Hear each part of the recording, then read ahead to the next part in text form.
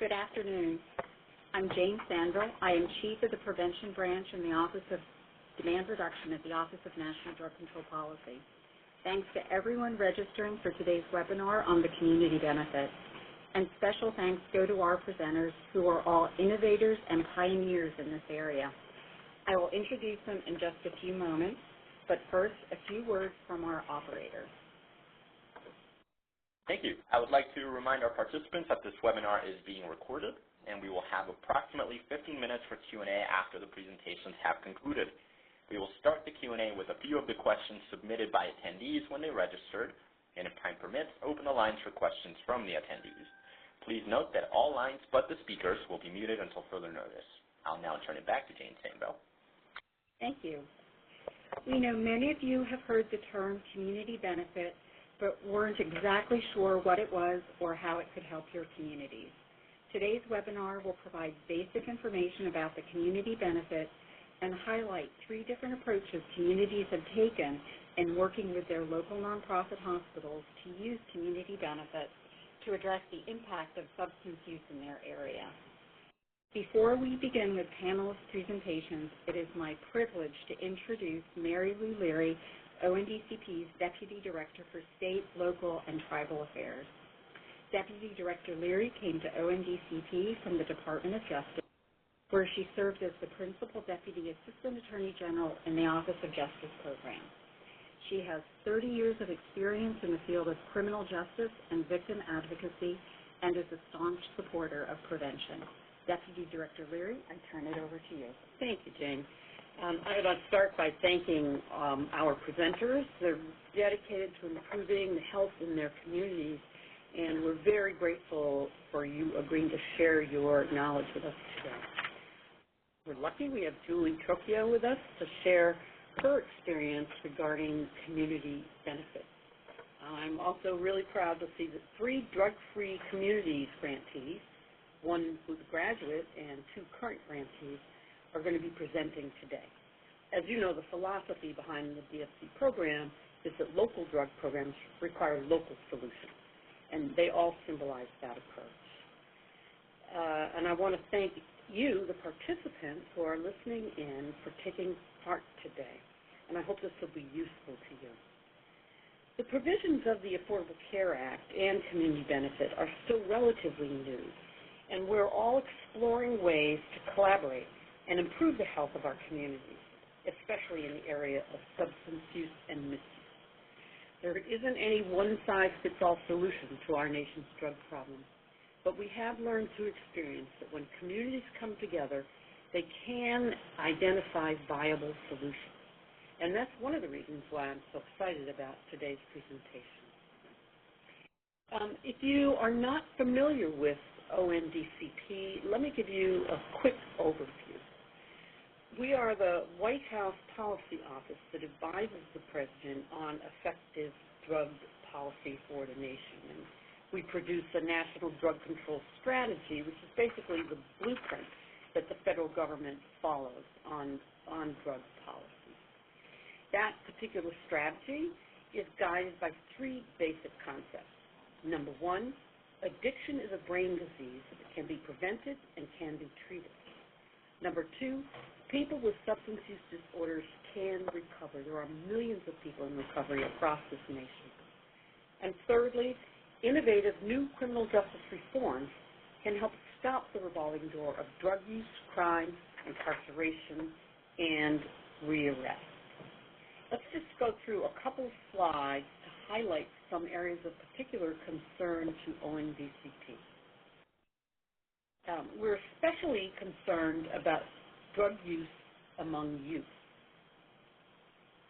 The next slide will show the rate, how the rate of illicit drug use among school-aged kids increases dramatically between the ages of 12 and 18. There's that slide, and you can see that with the ages at the bottom of the slide. Overall drug use rates are highest for ages 18 to 23, with at least 1 in 5 reporting current use of an illicit drug. With respect to academic performance and grades, We're very concerned about the latest data from the National Survey on Drug Use and Health. Could we have that slide, please? Oh, we're doing well. The slides are being forwarded. The survey results tell us that students who have an average grade of D or lower are more likely to be substance users compared to students whose grade average is better than C. And there are also studies that show that early and chronic marijuana use that extends into adulthood is linked to declines in IQ of up to 8 points. So to put this in context, if you have a person with an average IQ, this corresponds to a drop from the 50th percentile to the 30th percentile. And by comparison, those who never used marijuana show no declines in IQ in adulthood. But drug use during adolescence, it's a time when the brain is still rewiring, pruning, and organizing itself, can have negative and very long-lasting effects on the brain. Drug use during adolescence is a serious concern to ONDCP, and I imagine it's an issue that you're probably dealing with in your own communities as well. We're also concerned about the increase in opioid misuse. Opioids include both prescription pain relievers and heroin. Young people are at risk for misusing prescription pain relievers. And while overall heroin use among young people is low, prescription pain reliever misuse is an indicator for later heroin use. You can learn a lot more about drug trends at www.whitehouse.gov/ONDCP. So I'll stop there, and I'm looking forward to hearing from our presenters who tell us how we can work on prevention efforts through community benefit programs. Thank you, Deputy Director Leary. I will now introduce today's presenters. Julie Tokyo is our first presenter. She is Senior Director, Community Benefit and Continuing Care, Catholic Health Association of the United States. She is recognized as a national expert in this area and helped define an effective framework that could be used for hospitals across the country. She will provide an overview of key concepts regarding the community benefit.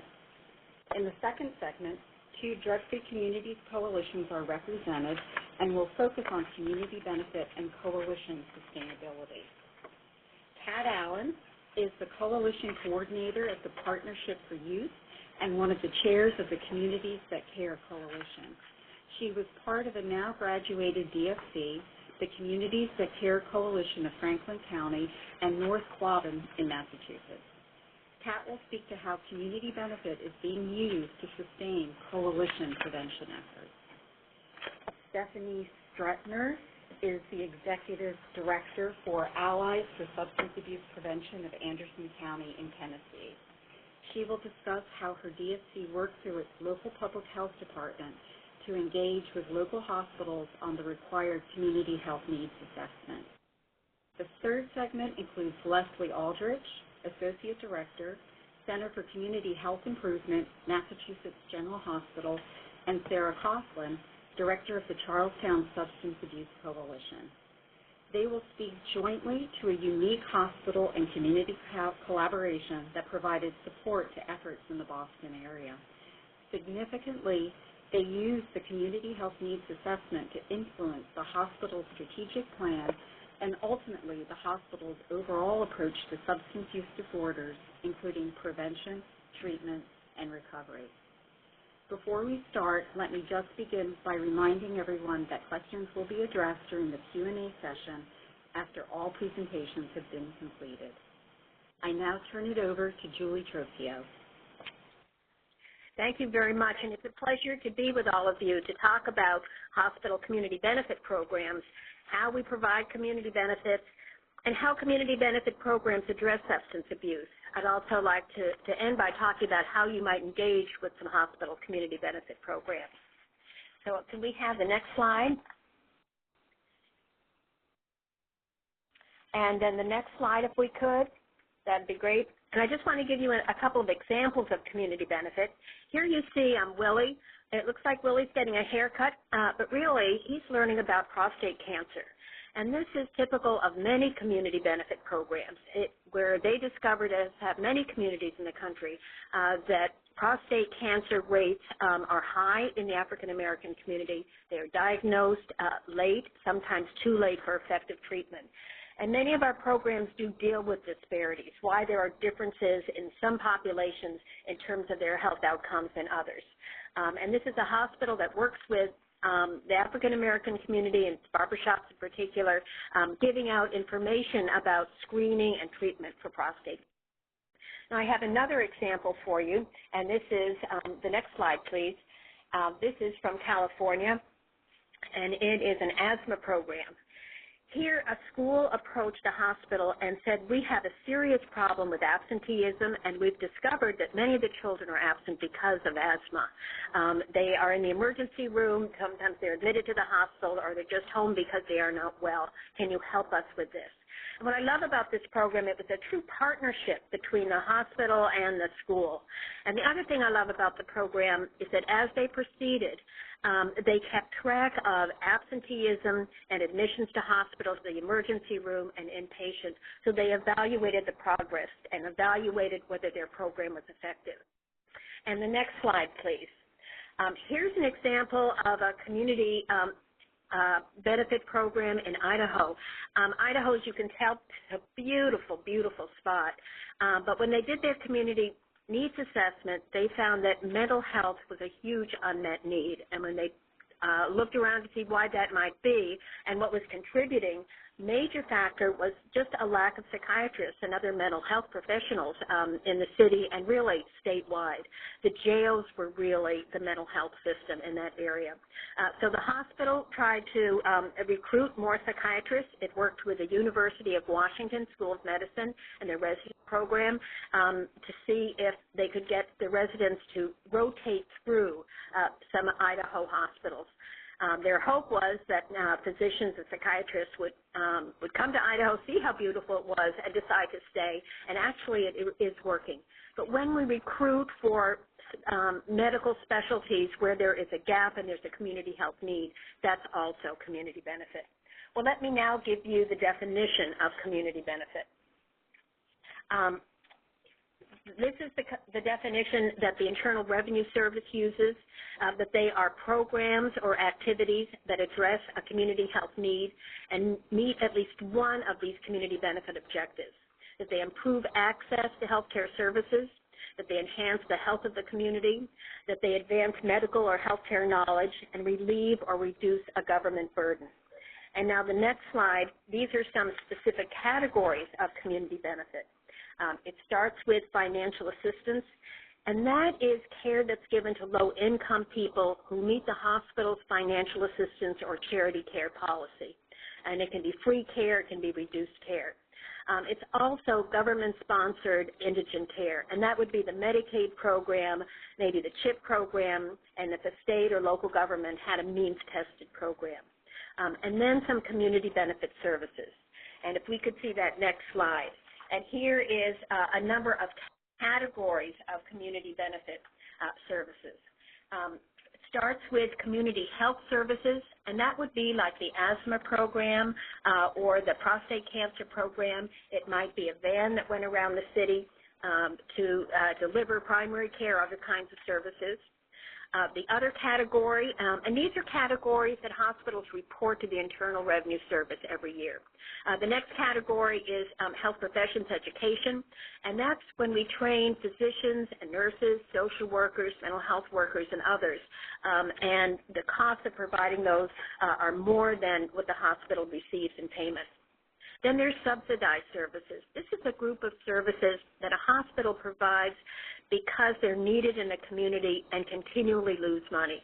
So the hospital and its board makes the decision, yes, we know that maybe inpatient mental health loses money, but we're the only provider, so we're going to it's not just programs that lose money, but programs that lose money because they're needed by the community. The next category is research, and the next is a financial contribution. And that is not providing a service to the hospital themselves, but providing, like giving some funds or even in-kind help to a community organization to do one of these other activities. But it has to be restricted for a specific community benefit purpose. And then there's a whole range of what we call community building activities, and these get at the root cause of health problems. It can be housing, economic development, the environment, or the workforce. Well, the next slide, here you see a picture of our book, and we say how are community benefits provided. And this is the guidebook that our hospitals use, and not just our hospitals, but a lot of not-for-profit hospitals use. And on this next slide with the circle, you see the process that we use.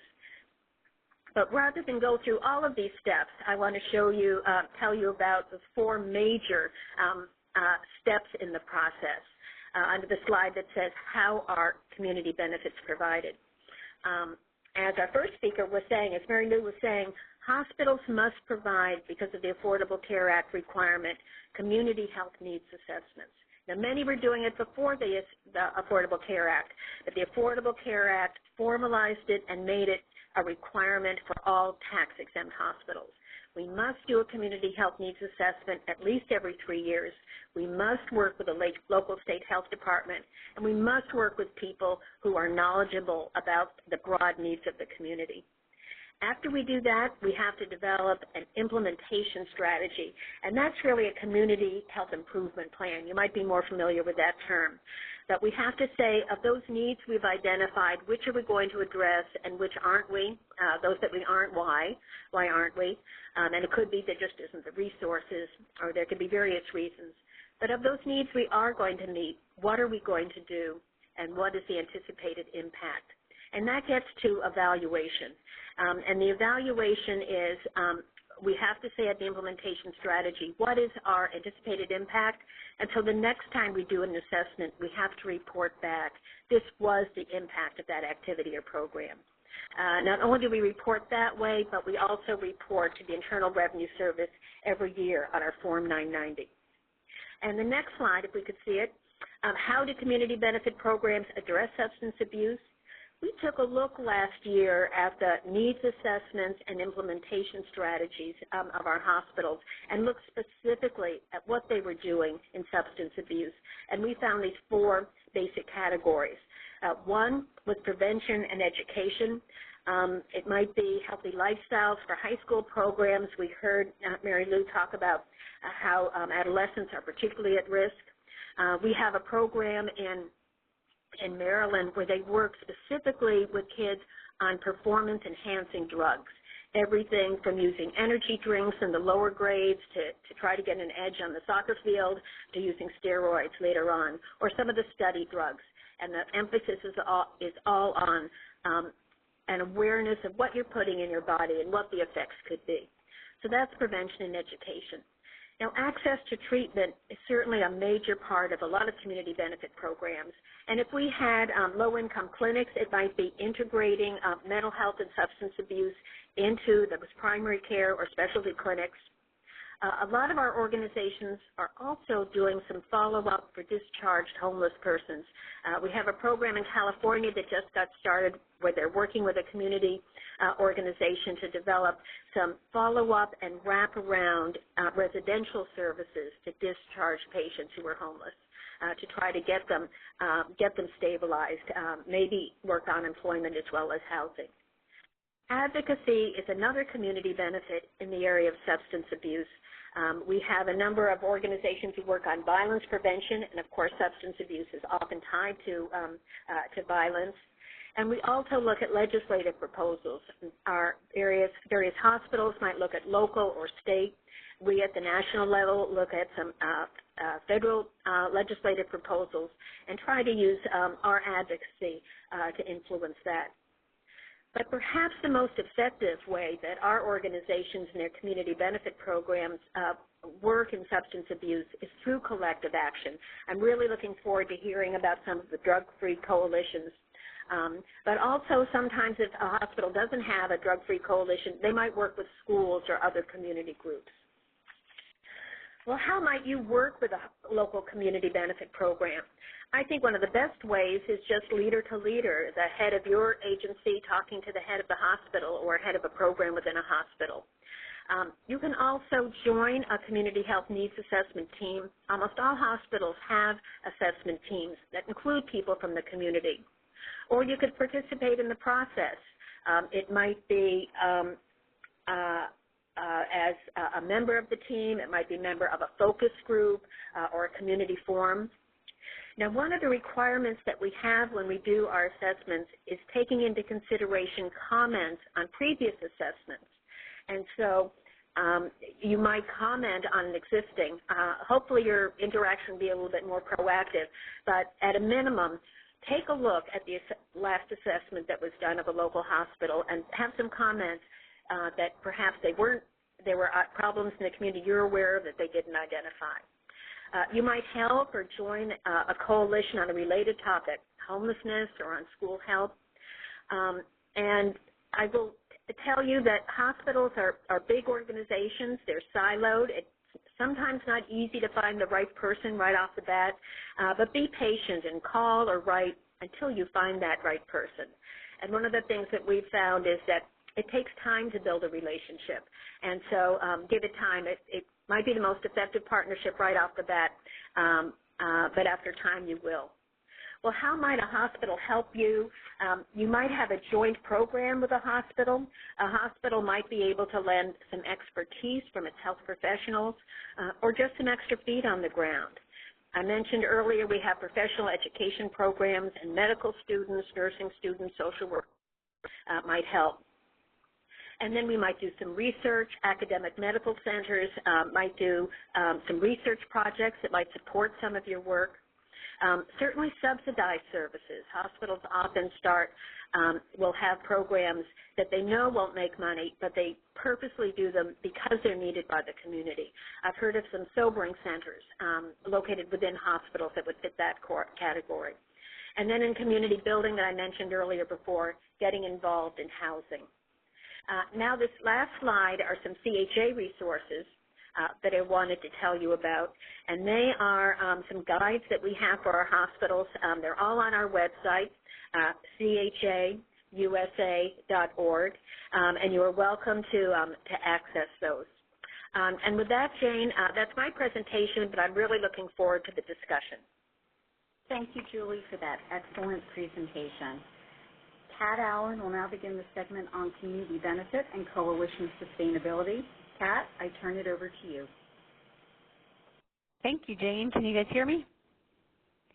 I am going to actually assume that that's a yes, but that you're all muted. Okay, great. So my name is Kat Allen, and I'm one of the co-chairs of the Community Sick Care Coalition, which is located in rural western Massachusetts. I'm standing here in Greenfield, Massachusetts right now. This is what you see in front of you is a photo of our coordinating council, and in case you're curious, I'm the one in the brown dress in the front row, and our hospital representative is the one in the middle in the back row, so she's a part of our coordinating council. And I'm going to give you a little bit of a case study of our coalition. We are newly receiving substantial community benefits funding. So on the next slide, a little bit about our coalition. We are a Drug-Free Communities graduate. We had Drug-Free Communities funding for 10 years, as well as we had 6 years of Drug-Free Communities mentoring funding. But we have sort of aged out of all of that funding. We are currently a STOP Act grantee with SAMHSA, and we receive funding from the Massachusetts Bureau of Substance Abuse Services for underage drink prevention. We've been conducting an annual youth survey since 2003. We use the Prevention Needs Assessment and the Youth Risk Behavior Survey. We rotate. We also recently have started a program in the last couple of years addressing nutrition and physical activity promotion, especially among youth. We have 2 host agencies. One, I work at the Franklin Regional Council of Governments, or the FRCOG, in the Partnership for Youth. And our co-host is Community Action, which is our largest human service provider in our area. So on the next slide, I'll tell you a little bit about where we are. We're in Franklin County in the North Quadrant. It's a very rural region. We serve 30 different towns that span over 900 square miles. Our largest town is Greenfield with 18,000 residents, but most of our towns are quite small. Most of them have less than 2,000 residents, and our smallest town, Monroe, actually has 93 residents. So it's a unique area. It's a very rural area. It's also a low-income area. We don't have a lot of special resources. There's also high substance use rates, especially way back when we started 12 years ago. There were very high youth substance use rates, and we have been hit hard with the opioid epidemic. We have certainly more than our share of opioid overdose deaths by far. So there's a high level of interest in youth substance use, and unfortunately, though, there are few local financial resources because we don't have any large corporations, we don't have any large foundations. So we've been primarily limited to state and federal funding up until this time. On the next slide, you'll see a little bit about our hospital grant that we received. It is an $80,000 grant that we've gotten per year, $80,000 per year for 3 years. And it provides support for coalition staffing, so my time and some of my colleagues' time, and it provides our time. We wrote the grant to provide for these 5 different things. So with our time, we're doing our teen health survey that I mentioned before. We're also doing strategic planning. We're updating our community action plan. We're integrating prevention curriculum in the schools. Specifically, we're working with the life skills curriculum in the middle schools and promoting getting the evidence-based life skills program into all of the middle schools in our area, as well as working to get SBIRT, screening and brief intervention and referral to treatment, to our local high schools. And we're also using the funding for to support parent education efforts. Specifically, we're offering mini grants to the community and offering support to community organizations to help them get evidence-based parent education efforts off the ground. So we have about 12 mini grants this year, totaling $7 out to our community partners. So that's what we're using this grant for. And that's a picture of our local hospital, Bay State Franklin Medical Center, which is about a 90-bed hospital and a wonderful place. That's where I had both of my children. So anyway, next slide. The next slide just shows, I first learned about the community benefits program, I don't know, somewhere around 6 years ago or so. The Department of Public Health in Massachusetts at their annual conference had a session on the community benefits in Massachusetts, and that's where I first learned about it and started paying attention and started really paying close attention to our relationship with our hospital, because I see it's a really natural fit for our work, because hospitals have to ensure that community benefit investments are transparent, that they're measurable, and they're responsive to an identified community need. And meanwhile, we, coalitions, are meeting an identified community need in an evidence-based, data-driven, measurable way with high levels of transparency and community involvement. So really, we're exactly what they're looking for, and of course, they're exactly what we're looking for. So it really is a natural fit. So on the next slide, a little bit more about Massachusetts community benefits program, because in Massachusetts we have a program run through the Department of Public Health called the Determination of Need program, or DON, and it's sort of part of the community benefit but above and beyond. And I think there may be some other states that have things like this that go above and beyond and expand the community benefit different state to state, it seems. But in Massachusetts, whenever a hospital is doing a new building project or major capital equipment, then they are required through this Determination of Need program to tithe 5% of the cost of the project back to community health. And they need to spend that money over 5 years. And they need to do it based on the results of their community health needs assessment in negotiation with the hospital, the Department of Public Health, and the community. So this is really very important, and certainly where the funding that we got came from. So on the next slide, a little bit about our community benefit process locally, and this actually looks quite a bit like Julie's slide on how community benefits are provided in general, but locally our Community Benefits Advisory Council meets monthly in order to oversee the community health needs assessment, to identify priority health issues, to create a community health implementation plan, and then 4, to make funding available for evidence-based programs addressing priority health issues. It sounds like that's not always a part of the community benefits process, but it is locally, and it is in Massachusetts whenever there's a determination of need, a new building project involved. So on the next slide, I'll start to tell you a little bit about how we built a relationship with our hospital, how we started to build a relationship with our hospital. And in fact, this started when our coalition was begun. We've always had a hospital representative on our coalition's coordinating council. We've also sought to involve the hospital in high-profile ways where possible. So having our coalition meetings hosted at the hospital, asking the hospital, they have a print shop and they have printed all of the materials that we print up that go to all of the parents in all of the school districts and things like that. So we've looked for sort of higher profile ways to keep the hospital involved and keep the connection active between the hospital and the coalition. We also always extend a personal invitation to the director of the hospital to our coalition meetings, and we publicly thank him when he comes, and often, certainly if the meetings are at the hospital, we ask him, in our case it's always been him, to give an introduction at the beginning of our coalition meeting. So this, again, keeps the connection strong.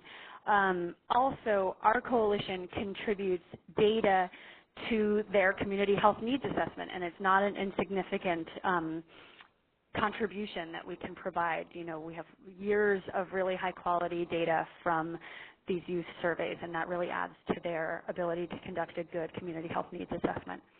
And finally, staff from our host agencies, so for example, my supervisor and our evaluation coordinator serve on the hospital's Community Benefits Advisory Board, as well as our other co-host agency, Community Action, has a member on the advisory council.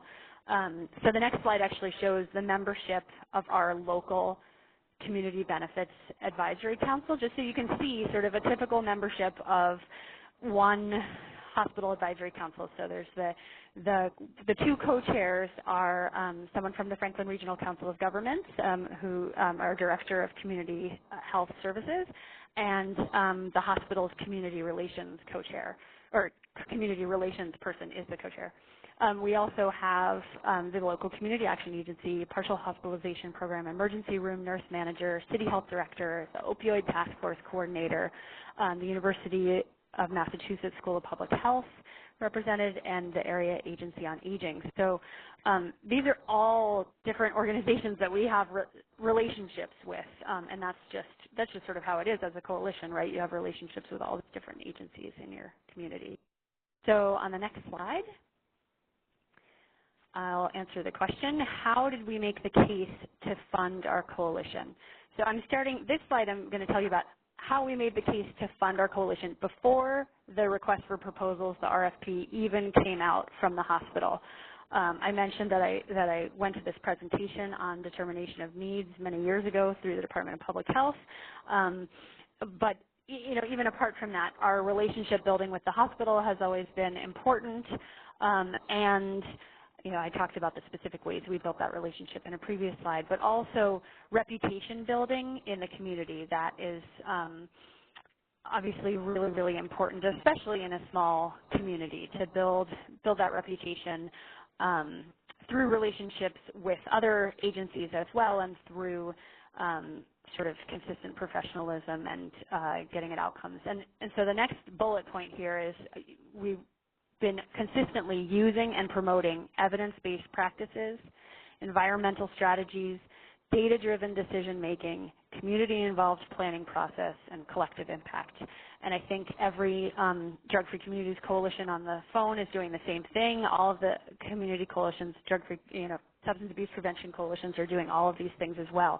And I wrote not just using, but also promoting, because I've been told by members of our hospital's Community Benefits Advisory Council that the influence of our coalition on the process of them developing their request for proposals, their applications for funding, that was not insignificant, that all these years of us promoting we need to be doing evidence-based work, we don't have enough resources to not be doing evidence-based strategies, we need to be doing environmental strategies, and so on and so forth, that helped the hospitals formulate their RFP when they did have a capital project. In our case, our hospital actually built a new surgical suite, and so we had several years of knowing that the hospital was going to build a surgical suite and that there's therefore going to be funding coming down the line.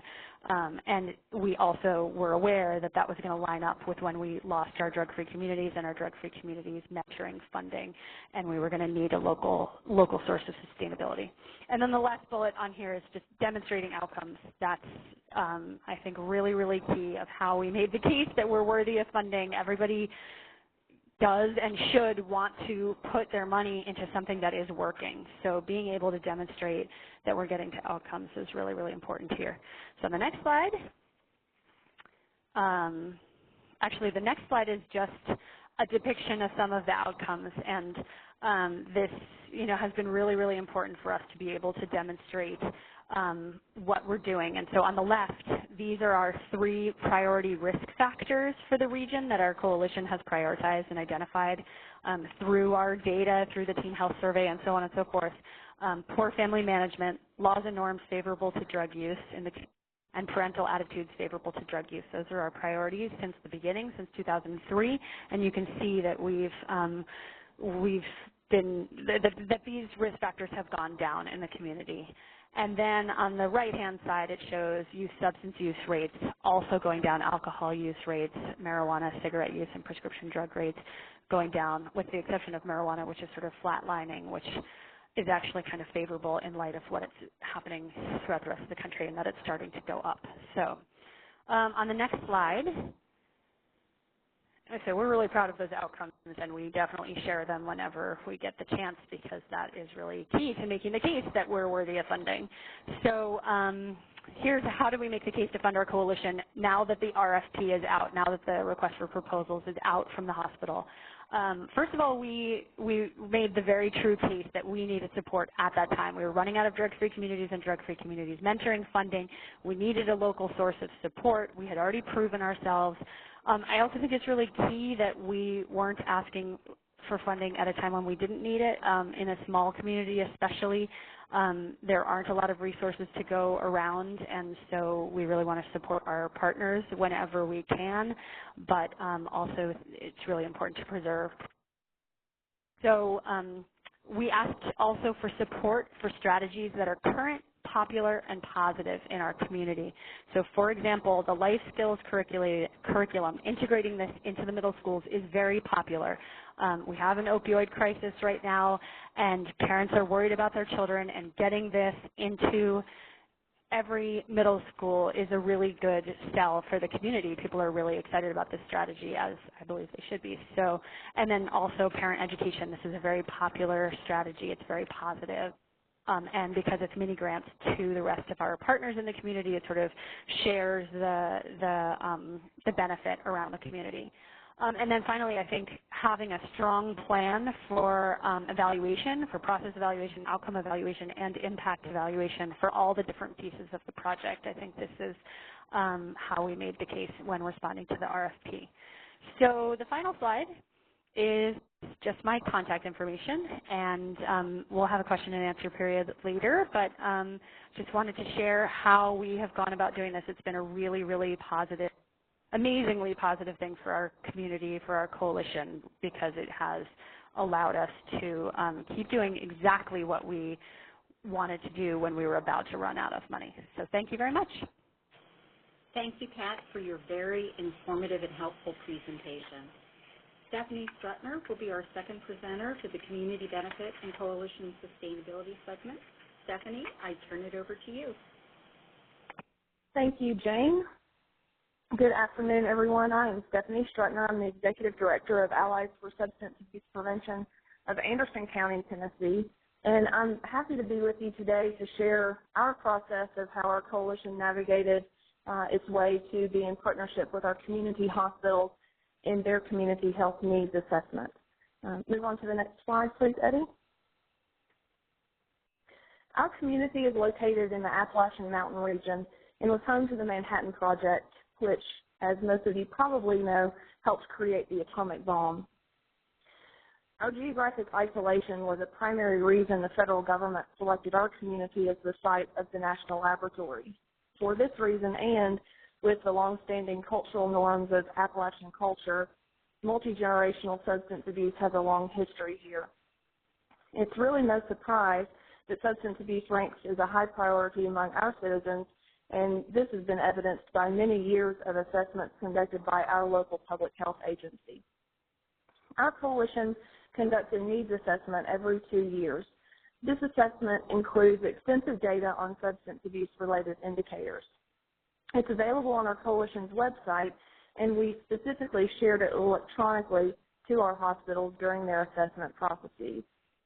Our assessment was the first of its kind in our community to assemble local data and have it available in one place. Our county, Anderson County, Tennessee, has 2 community nonprofit hospitals. Methodist Medical Center, which is our traditional hospital with a surgical center, and also Ridgeview Behavioral Health Services, which is a substance abuse treatment and mental health treatment facility. While the hospitals literally sit side by side, they actually operate independently, and under the Affordable Care Act, they're both required to complete individual community assessments. Moving on to the next slide, it was fortuitous for our coalition to be asked to participate in the first community health needs assessment, but it happened because our coalition worked intently on utilizing evidence-based interventions to affect behavior change on multiple levels in the community. By focusing on community-level change, our coalition was able to position itself in a place of cultural relevance. We strategically focused on establishing positive outcomes in the community before we ever made any big asks. This was so hard because we knew our coalition added significant value to our community, but at the same time, we knew that we had to prove it first. Timing is everything, so biding our time until the coalition had made a name for itself has been paramount to this process. Kat said it too, showing outcomes is a critical element to capacity building. Another key for our coalition was to start small. We started with easy wins, those surefire solutions that we knew would have a positive impact, those activities we could implement with just a few volunteers on very little money. Once we were successful in that endeavor, we went a little bigger, and then a little bigger, and a little bigger each time. Our coalition took slow, intentful baby steps at first. During this time, however, one key strategy was to collect data and track our process impacts and outcome measures closely. We began collecting every piece of data we could get our tiny little hands on, which led us to be able to show contributions towards significant changes in prevalence of use and community norms.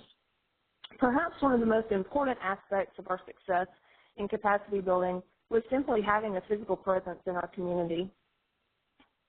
Often this looked like hanging out with law enforcement officers late into the night at their events and attending county commission meetings and other community events, even when they didn't fit squarely into our action plan. We also joined civic organizations, so our staff had an opportunity to give back to the community in a manner outside of our job description. We didn't want to be seen as the agency that always asked and asked and asked for so much, but we never gave anything back in return. So we assembled volunteers when other agencies asked and participate in civic organizations. We attend chamber meetings, ribbon cuttings, press conferences, council meetings, and chili suppers. And meanwhile, our elected officials, successful business owners in our community, and other powerful community stakeholders, including the CEOs of our hospitals, also participate in those activities. This is how we began developing our relationships. We started small. We incidentally met the CEO of our hospital at a Chamber of Commerce event. Julie recommended being patient in developing relationships, and I couldn't agree more. Once we were known individually, our organization became more widely known organically. It's so much easier to tell a stranger no than to tell a friend or someone you know very well no. Once our organization became a recognized name in the community, we had trend data to show how we had contributed to community change. Our presence, though, is what made us recognizable. Our recognition is what prompted the organization to be a household name. On the next slide, we talk about Methodist Medical Center. And Methodist is one of our hospitals. It's the hospital with a surgical center. Our participation in their community health needs assessment was spearheaded by our involvement with the Neonatal Abstinence Syndrome Task Force at East Tennessee Children's Hospital. The Children's Hospital Neonatal Intensive Care Unit created a task force to address the significant increase in neonatal abstinence syndrome, also known as NAS, or when babies are born drug dependent. After a few meetings, the NICU director asked if it might be possible for me to walk the task force through a planning process like what our coalition uses. Of course, I, along with our coalition, jumped on that opportunity immediately, and it just so happens that the outcome of the planning with Children's Hospital fit perfectly into the plan our coalition had developed earlier in the year. This strategic planning process carried on for over 18 months, and as a result, the NICU staff were recognized nationally for their efforts, their results, and even their process. The NICU received national attention and positive press from CNN and Dateline and other national news shows. They've also presented at numerous national conferences and have been published in multiple medical journals. All the while, Children's Hospital gave plenty of credit to our coalition for the involvement we had in the process. Children's Hospital and Methodist Medical Center are part of the same health system, and they share a CEO. So even though Children's Hospital is in our neighboring community, our involvement with them gave us a seat at the table for the needs assessment in our county. Simultaneously, a surgeon at Methodist Medical Center had been independently launching an effort in our community to curb methamphetamine abuse. The surgeon came into contact with the coalition through a recommendation from a sector member, and we ended up joining forces. Shortly thereafter, the surgeon was invited to become a member of our board, which he accepted, and that gave us more momentum behind what our coalition was trying to do. A close relationship with our local public health department also became valuable because our health department was tasked with creating the invitation list for the focus groups for the community health needs assessment. These focus groups are what drove the development of the survey instrument, which was later distributed to the citizens of our community. My recommendation to you is to make sure to get yourself a seat at the table, to make sure that you allow your coalition to engage in the process of your community health needs assessment. Methodist's most recent assessment was conducted in 2013, and the 2016 process is just underway. On the next slide, I'd like to introduce you to Ridgeview Behavioral Health Center. That's our second community hospital, and from Ridgeview, one of the hospital executives was a founding member of our coalition. She served on the board for the Anderson County Health Council, which voted unanimously in 2007 to establish a substance abuse prevention coalition in our community. She continued to spearhead efforts to establish our coalition and has served as chairperson, has been really an active participant in what we do, and has been a great cheerleader in our community for the coalition and its work. The ACEP Coalition was also asked to participate in a focus group for Ridgeview's community health needs assessment, which, again, drove the development of the survey instrument. Ridgeview's most recent assessment was also conducted in 2013, with the 2016 assessment set to begin soon. Next slide, please. Our coalition's assessment runs the gamut of behavioral and health-related indicators and includes risk and protective factors. We gather morbidity and mortality statistics through secondary means primarily, including our State Department of Health, hospital discharge data, and the Governor's Highway Safety Office. We gather risk and protective factor data primarily through our student surveys, and we have some adult survey instruments as well. Our behavior statistics include prevalence abuse, as well as the 4 core measures and other risk and protective factors. We gather our behavioral statistics from our hospitals, our schools, law enforcement agencies, our district attorney's office, juvenile court, the CDC, and again, student surveys. Next slide speaks about specific indicators that we included in the community health needs assessment. And we chose the indicators among the data that we had that were significantly different in our community compared to the state average or other national norms. These indicators that we selected ended up including binge drinking, NAS diagnoses, the number of children in state custody as a result of parental drug use, overdose deaths, and smoking rates.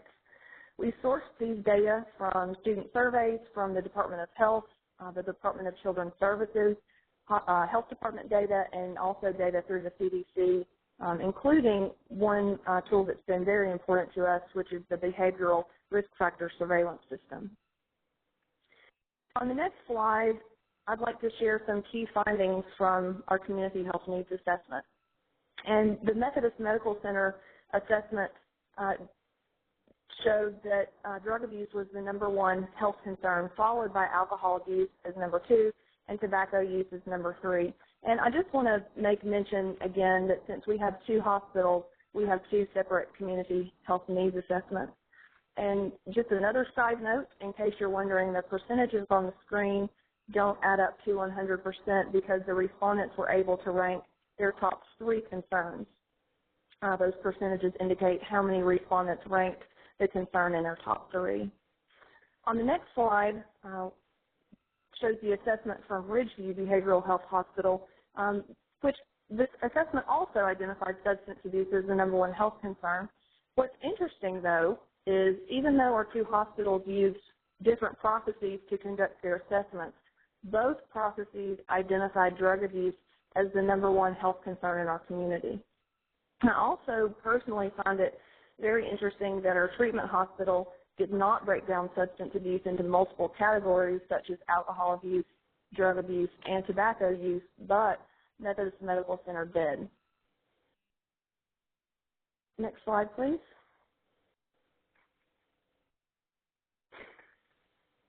This cycle, our coalition was invited to participate in the steering committee for the assessment with Methodist Medical Center, which invites us to the table a step ahead of when we were invited during the last assessment. Ridgeview Hospital has not started its process again just yet. However, we are collaborating closely with that hospital and expect to be invited into the process again. As a follow-up to the initial steering committee meeting at Methodist Medical Center, our coalition was asked to provide our most recent community assessment data to aid them in the development of what will ultimately be their process for their new assessment. Our community health needs assessment partnership with both hospitals is really still a work in progress. While our relationships continue to improve, our coalition does not receive direct financial resources for population-level intervention, but both hospitals have served as sponsors for coalition events. In addition, both hospitals give a tremendous amount of in-kind support to our coalition and our mission. In-kind support from hospitals are things like staff from hospitals are allowed to participate in coalition activities on their professional time. They serve in important leadership roles within our coalition. The hospitals provide meeting space for us for task forces and other coalition events, often on a monthly basis. The hospitals have sponsored multiple coalition events and media campaigns. They've provided materials for us. They have provided free audio-visual support for meetings and trainings that we've been allowed to host at their facilities. In addition, their staff have collaborated with the coalition on new applications for federal, state, and local funding. What's been important in developing our relationship has been front-end planning. I'll be honest, I used to laugh at the term plan for planning. However, it is essential in capacity building. Our coalition took deliberate steps to ensure that we were able to document successful outcomes prior to making any big asks in our community. By establishing ourselves as being consistent in following those evidence-based practices and by casting a live net and also consistently showing marked decreases in prevalence of use, our coalition was able to position itself as a powerful player in our community. Hopefully, our success will continue to enhance our capacity with our hospitals as time elapses. And then finally, on the last slide, I'd like to share, just from my experience, the best advice I can give to coalitions is to start by building a relationship with key stakeholders within your hospital and greater health system, including the local public health department. Those relationships truly become the foundation of what your coalition will be able to do with respect to partnering with the local health community. Second, as a coalition, you have to know what you're going after. It is imperative that you identify a long-range plan, but begin by gathering those small victories. Start with the small projects that are sure to be a success in your community, and gradually, as your coalition builds capacity, increase your reach. Utilize those small wins to build your coalition's capacity, both in membership and your ability to implement higher-order strategies. And I can't stress this strongly enough to document each step along the way, consistently collect pertinent data, and evaluate those data. Make sure always sharing them with stakeholders. Even if your data don't show the most positive outcomes, be sure to be transparent in your operations and with your data. It's so easy for us as coalition directors and coordinators to be overwhelmed with implementation and thereby neglecting the evaluation. But if we are thorough with our evaluation, it will lend credibility to our process and will show our community stakeholders how adaptable we are as coalitions. And please, by all means, share your data. We spend a great deal of time collecting, evaluating, and reporting data, so much so sometimes that it causes us to be proprietary with our results. It's kind of like our own baby. Even so, it's important that we share those data. Some of the most important relationships that I have built have been built over sharing information. I mean, think about what a blessing it is to you when you search and search for some vital statistics for a grant application, and finally, someone you know shares it with you. Let your coalition be that community warehouse of data. Community agencies and even government departments in our community have used our data in multiple ways, including grant applications and programmatic reports. Finally, find a way to advocate for a seat at the table with respect to planning and implementing the community health needs assessment. Clearly state what your coalition can bring to the table and start by identifying the needs of a hospital, but make sure that you weave strategies to address those problems into your case statement. And like Kat said before me, coalitions are exactly what hospitals are looking for, and hospitals are exactly what we're looking for. That's actually what coalitions are always striving for, that mutual benefit. We haven't been given, our coalition hasn't been given a blank check by hospitals by any means, but we also haven't asked for any money. It isn't something outside of the realm of possibility for our coalition, but if and when it happens, it will certainly be a strategic decision. We will ensure the coalition has made a substantial case documenting the benefits of our process and activities and how that lends to substance abuse and its effects on our community's health. And our coalition will be certain to show how behavior change has been effective through our contributions. I appreciate this opportunity to share my coalition's participation in our community health needs assessment, and at this point I would like to turn the presentation back over to our moderator, James Handel. Thank you, Stephanie, for that very practical advice and helpful information. I will now turn it over to Leslie Aldrich and Sarah Coughlin for our third segment. Great. Thank you very much. Thank you, Mary Lou and Jane, for inviting us here, and thank you all for listening in today and giving us the opportunity to present. My name is Leslie Aldrich, as Jane has mentioned, and I am the Associate Director at the Mass General Hospital Center for Community Health Improvement, and I'm sitting here with my colleague Sarah today, who's the Director of the Charlestown Substance Abuse Coalition. So we're going to really tell you about, next slide please, the Center for Community Health Improvement, how we partner with communities, so this coalition model, and have we leveraged our assessment process to influence Mass General Hospital's strategic plan. Next slide, please. So first, I'm just going to tell you a little bit about the hospital. For those of you not familiar with Mass General Hospital, we're the oldest Harvard teaching hospital, founded in 1811, so over 200 years. We have 1,000 patient beds and serve approximately 1.7 million outpatient visits annually, so we're big. We're one of the largest employers in Massachusetts with 26,000 employees, and we're not only known for our patient care, but also for the research we conduct. And I'm also happy to report, we just got word, that we're also known for our community health work. We just announced on Monday that we are the recent winners of the American Hospital Association's Foster McGaw Award for Community Service. So we're celebrating that here quite a bit. Our community commitment runs deep. We've had 3 community health centers that have been operating for close to 40 years, and these health centers are significant partners in our work at the center. The health centers were founded to increase access for our most vulnerable populations and are therefore located in our most diverse socioeconomic and ethnically diverse communities in and outside of Boston. Next slide, please. These communities are not only where our health centers sit, but also where the Center for Community Health Improvement does most of its work. Next slide, please.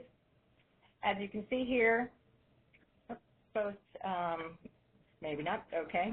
Both Revere and Chelsea in the centers that in the communities that we work are diverse communities with low graduation rates. 37% of Chelsea residents actually have less than a high school education, which is double the rate of Boston. And while Charlestown, which is a neighborhood of Boston, has the highest per capita income of any neighborhood in Boston, it also has amongst the highest child poverty rate in the city.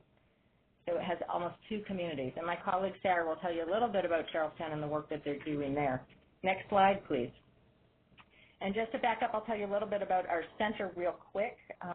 We are, in essence, the public health arm to the hospital. We're founded in 1995 as the community benefit mission of the hospital.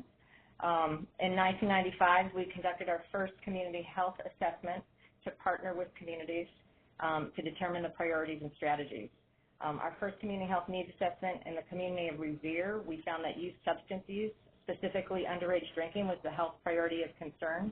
And in order to address this issue, we actually hired as a hospital a coalition director and formed a coalition, the Revere Cares Coalition, to mobilize the community and address this issue. This coalition later received DFC funding to expand and the focus of the coalition, and is still active today.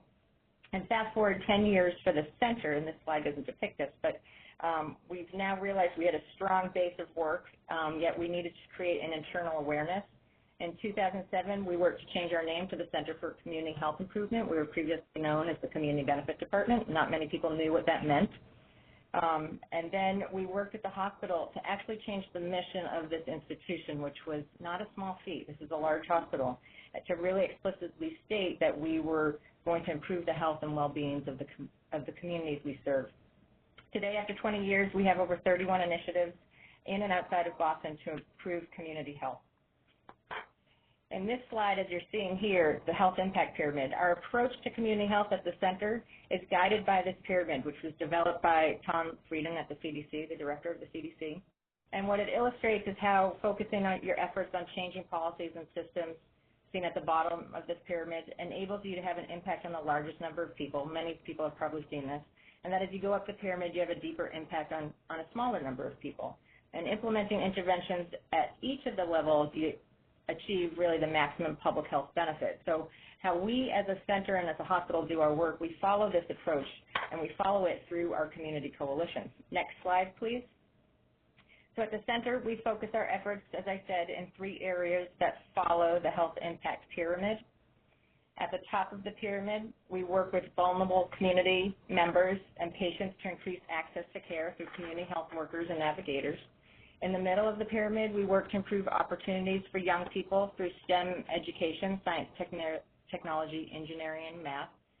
And through this strategy, we work with over about 650 youth yearly. But more broadly, and what you're almost interested in, is we serve as the backbone organization to sustain and scale long-term systemic change and impact in the community through coalitions. That's fairly unique. And as a backbone organization, we hold a critical but often behind-the-scenes function in collective impact initiatives. which is really described in the Stanford Social Innovation Review. And I would have put a slide in here, but I urge everyone to go on, if you're not familiar with collective impact, to go to the Stanford Social Innovation Review. But what this means is that we do not simply act as a funder, but instead we pursue 6 common and shared support and facilitate collective impact in the communities that we serve in and around Boston. We help guide the coalition's vision and strategy. We support aligned activities. We establish shared measurement practices, so we help with evaluation and data. We build public will through continuous communication. We advocate and advance policy, and we mobilize funding on behalf of our coalitions as well. So now I'm going to turn it over to Sarah Coughlin, who's going to tell you a little bit more of the practicalities of this coalition model. Next slide. Next slide, please. Hi, this is Sarah Coughlin. I direct the Community Coalition work in Charlestown, Massachusetts, again, which is a neighborhood of Boston. Next slide. Thank you so much for having me here today to speak a bit about how our relationship with Mass General Hospital was established and developed over time, and the benefits to the community hospital partnership. Next slide. 13 years ago, the 1 square mile community of Charlestown was hit hard by the opioid epidemic. Boston at the time was experiencing overdose-related deaths at 4 times the national average, and these rates were 50% higher in Charlestown than Boston overall. Our community was losing young, vibrant lives at an alarming rate. With the knowledge that something drastic needed to be done, the community organized themselves in a grassroots fashion and reached out to Mass General Hospital for assistance. Mass General's CCHI director facilitated a number of community meetings for the first year, with 50 to 75 residents showing up at each meeting. In year 2, she hired a coalition director to sustain the work at a local level. Next slide. Today, our coalition structure looks like this.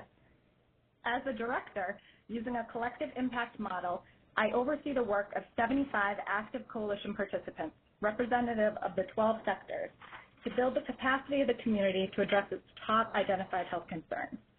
Our 4 paid staff organize and lead 5 separate task forces shown here. These 5 bodies of work were identified and prioritized to both meet the needs of the community and utilize the strengths of the coalition members.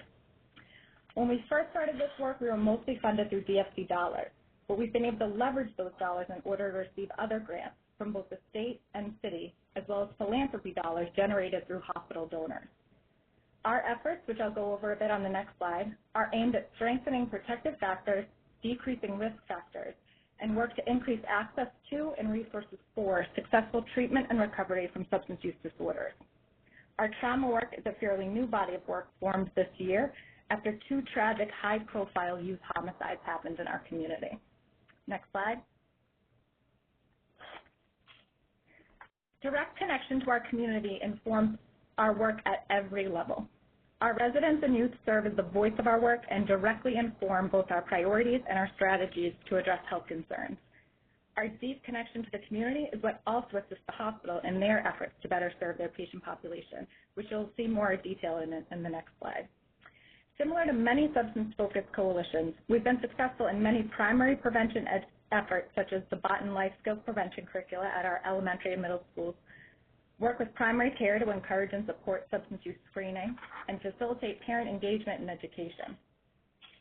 Secondary prevention and reducing opioid deaths through decreasing access to substances, increasing access and addressing barriers to treatment, overdose prevention training and distribution of Narcan, and work in decreasing stigma are large and successful bodies of work through our coalition. For all of the DFC coalitions that are listening in today, community coalition work is not new. But what may be new is having the hospital be a part of this process at every step of the way. Although I'm paid by the hospital, I really do not see myself as a hospital employee in the traditional sense. My office is located at the Boys and Girls Club in Charlestown, which is our fiscal agent for our DFC, and truly feel more like an employee of the community than an employee of the hospital. Next slide.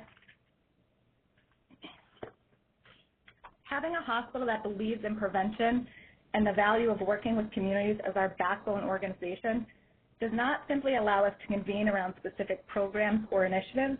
It allows us to work together with a shared vision over the long term to provide the greatest impact.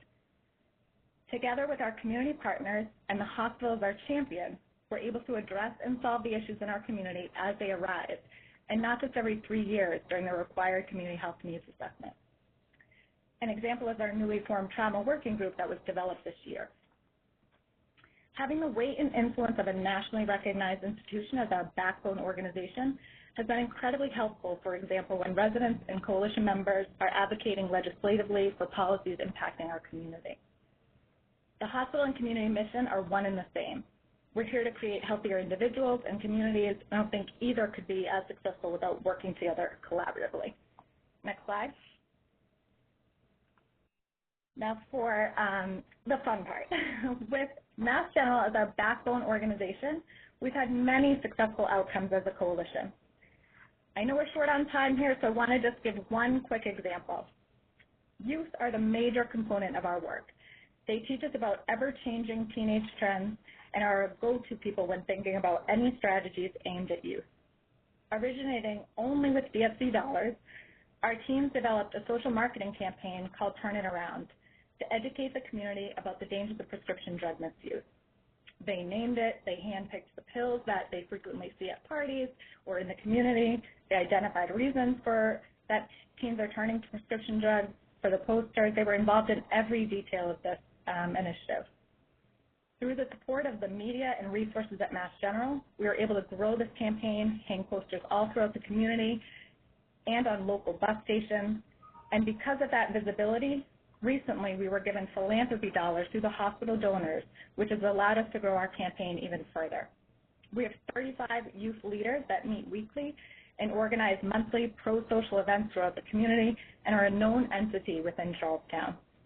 They just organized a yearly Take-Back Day in partnership with the Boston Police Drug Control Unit and the Mass General Pharmacy Department and took over 100,000 prescriptions out of community medicine cabinets.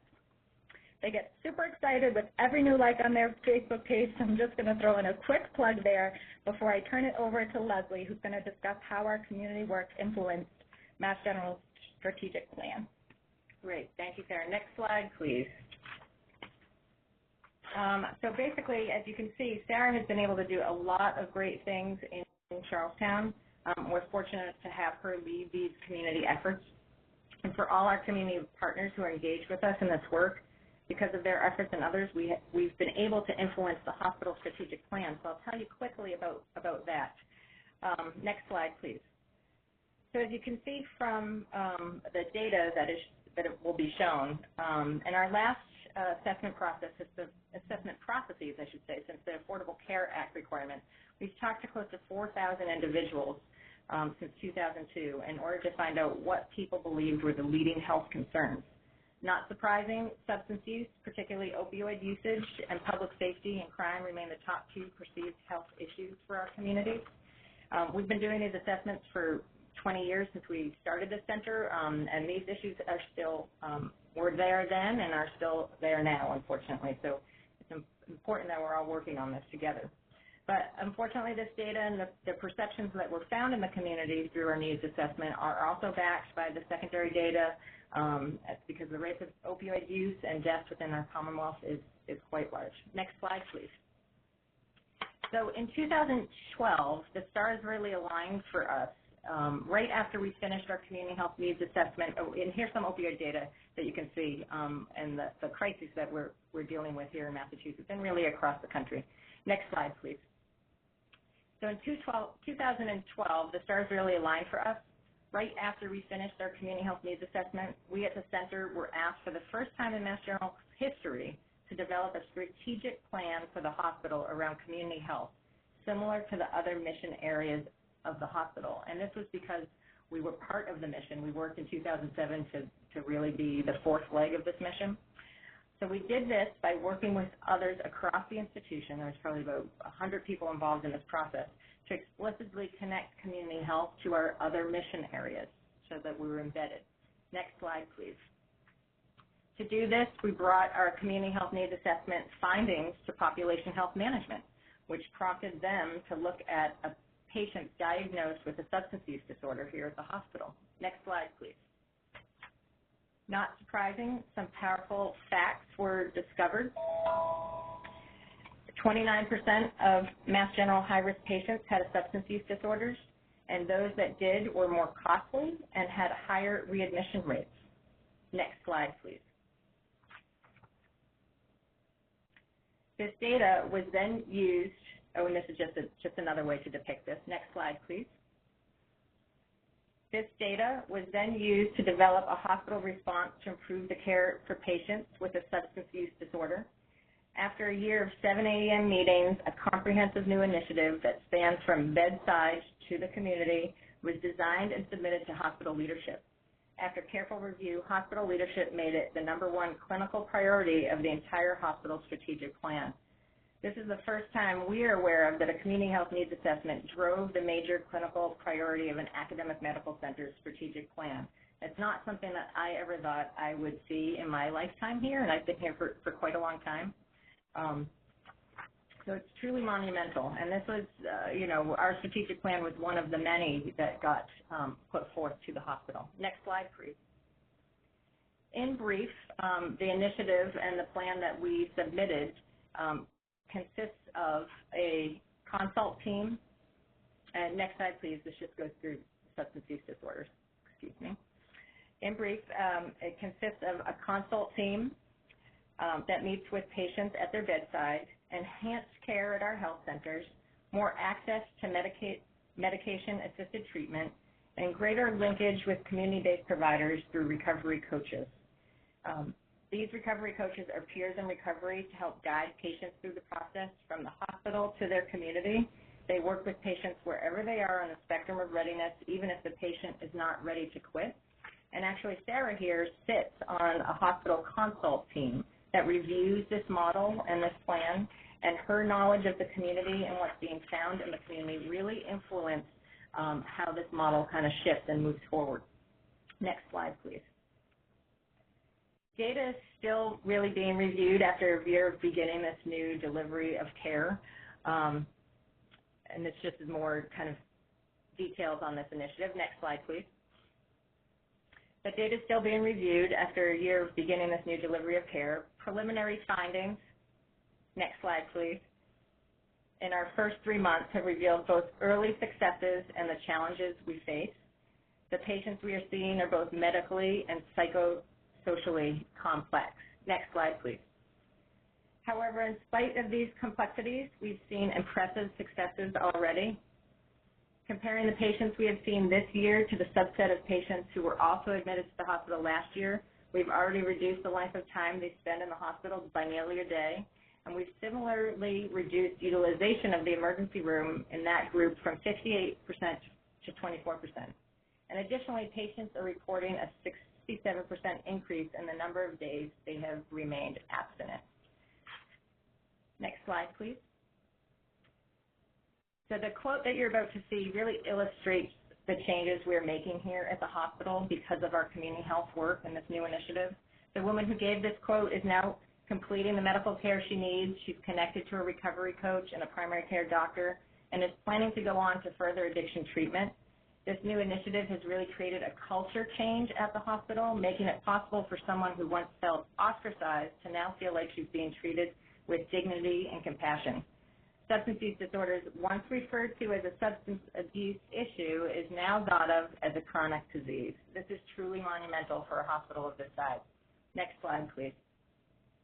So in summary, this process has now helped us create a new model for improving the health and well-being of the diverse communities we serve. Strategically now, we try to address issues as they arise from primary care, primary community-based prevention, to early intervention and treatment, to chronic disease management. As we're working in the community, MGH and the hospital is now working to transform care. So this is just a model of how we've done it as a backbone organization to coalitions. And I want to thank everybody for listening in and hearing our story. Thank you. Thank you, Jane. Leslie and Sarah, thank you for sharing your work and a remarkable collaboration. I want to say many thanks to all of our presenters for their excellent presentations, and we will now begin the Q&A session. Here's our first question. It's for all of our presenters. And Julie, I'll start with you. The question is, who is the best person or persons within a hospital to contact and work with on local prevention actions? Most hospitals have someone called the community benefit leader, though she might or he might be called something different. So I've started the executive office and say who is in charge of community benefit in your organization. But I'm interested in knowing what our hospital folks think too. Leslie, you want to take a stab at it then? Who is in charge of community benefits? Who's the best person to talk to at the local hospital? Well, if there is a community benefit office, and there should be at least one designee at a hospital who's in charge of kind of carrying out the community benefits. So if you can track that person down, most definitely. And those people can be, we're unique in that we have a very large center that's dedicated to this work, but most hospitals I know, and others can chime in, and maybe Julie, you can as well, that, sometimes they sit in the human resources or they sit in the finance department. So it's really kind of looking to see and ask, as Julie has mentioned, who that person would be. Thank you, Leslie. Stephanie, you want to share your thoughts? In our community, it ended up being there's a coordinator for the hospital who helps to coordinate some of the events that occur there. We ended up meeting her at a chamber meeting, and we ended up meeting the CEO at a chamber meeting as well, and it was really the capacity that we had built on the front end. But I think, whoever you have the closest connection with is where I would start. But with our hospitals, it was the event coordinator at the hospital. Thank you, Stephanie. Sarah, what would you recommend? I think my experience in the Charlestown community would be going through the Center for Community Health Improvement, so Leslie and Joan, who have been really spearheading this work for 20 years now.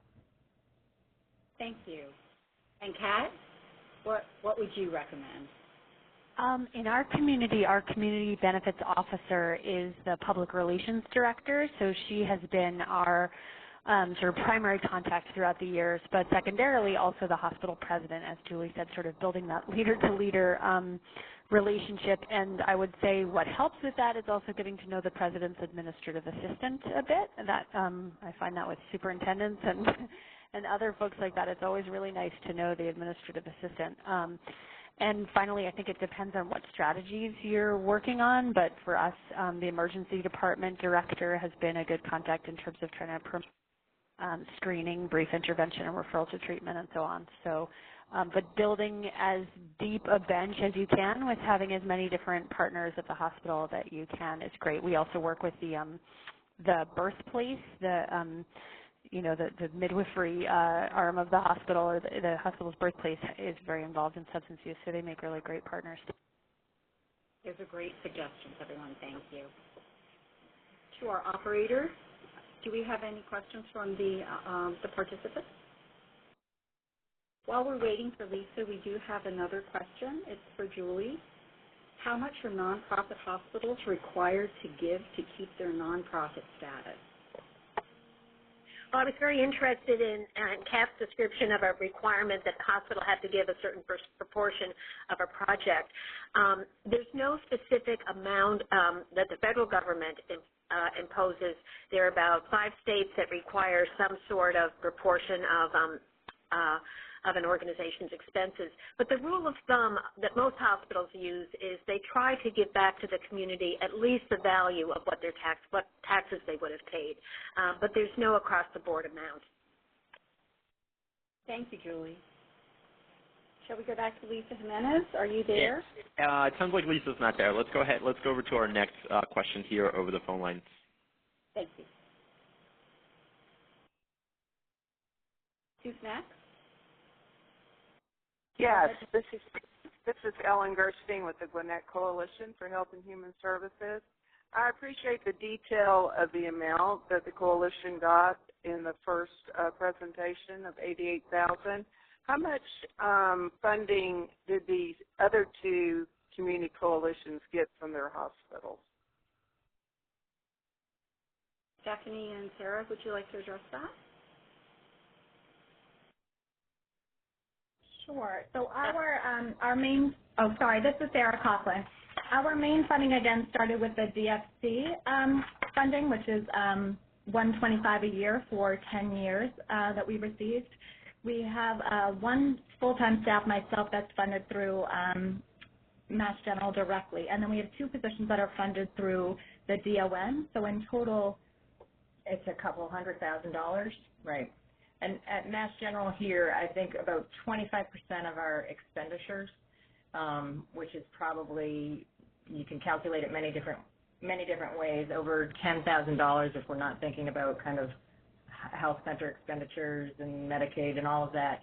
25% of our expenditures are devoted to coalition work. So at least, $200,000 to $300,000 probably a year in each community, if not more. Thank you, Leslie and Sarah. Stephanie, do you have something to add? Our coalition doesn't receive direct funding from either of our hospitals. We do receive a great deal of in-kind support, but our funding is largely grant-driven with some fundraising that we do. It's not outside of the realm of possibility for us to at one point ask our hospitals for funding, but right now our coalition doesn't feel like it's in our best interest. We want to continue building a little bit more capacity before we get to that point. Thank you. Thank you. Do we have any other questions on the line? Hi, this is Lisa Jimenez. Hello? Please go ahead. Hi, please hi. go ahead with your question. Hi. I was just curious, is there any kind of federal database where a person can go to see what their local hospital benefit has been in the past? Is that data, collected in any particular place? Julie, would you like to take that one? Sure. Well, hospitals have to report on their community benefit on their Form 990, but that's not terribly informative. Most hospitals will have to report on their needs assessment, what they've accomplished from the year before. Most hospitals also develop a community health needs or community benefit report, but that is not collected federally. But I would ask, I would go on your hospital's website or ask them what their programs are. There's not a federal repository, I'm afraid. Okay, thank you. Lisa, thanks for your question. Oh, go ahead. Please go yes, ahead. I could add into that, depending on the state that you're in, this community benefit work that sometimes is required by the Attorney General of the state to report back to them. So you could go to your local Attorney General to see if they have any data on the hospitals and what community benefit work they're doing. Thank you, Leslie, for that extra information. And Lisa, thanks for your question. Do we have another question online? Hi, my name is Jessica, and I'm from the Coalition for Safe and Healthy Arden Arcade in Sacramento. And I actually have a question. I've been in contact with some of our local hospitals in the region. We have a pretty large hospital in Sacramento that has 2 branches, one in our region and then one in South Sacramento, which is a really well-known area for like crime and violence and a lot of drug abuse as well as our region.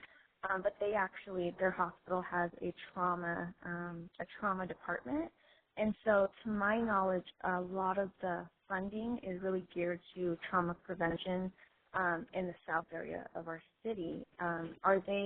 Are nonprofit hospitals required to do like both regions if they have a hospital in both areas, or is it only geared towards one kind of population trauma center there?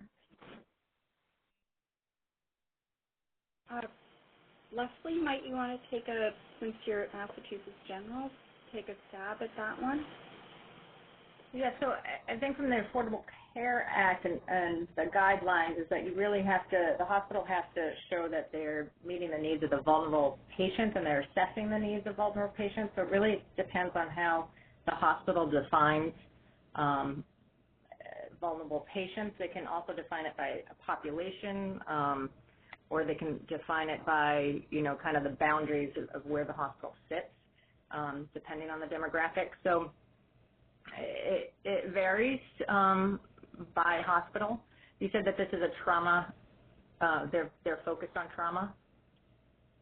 One of their hospitals. So one of their hospitals is, it's maybe about 20 miles from our zip codes that we reach out to, but then we actually have the same hospital right in our zip code. But as far as I know, I haven't found out of any really community benefits or outreach that they do in our region, but a lot in a distance away, which is in the same city, but it's just in a different area. Mm-hmm. Well, this is Julie, and I could respond. Hospitals are supposed to define their community and their community health needs assessment. It isn't defined for them. So you might want to look at that part of their needs assessment as how they define it. And if it is a specialty, they are also able to zero in on programs and services related to their specialty. So it could be trauma related. Mm-hmm. And they could just look at those. Okay. Thank you, Julie and Leslie. And thank you for your question. Unfortunately, that's all the time we have today for questions, and I will turn it back now to Deputy Director Leary to provide closing remarks. Well, thank you so much to all of you who took the time to listen today and to ask such really great questions that I think everybody benefited from hearing. And special thanks to our presenters. That was very practical information that I think the coalitions will all be making good use of. This issue is just so important to all of us, and I think we can make a difference, and one of the tools that we can use is the community benefit. So that's all we have time for today, but we look forward to continuing to work with you. Have a good afternoon, and thanks again for joining us.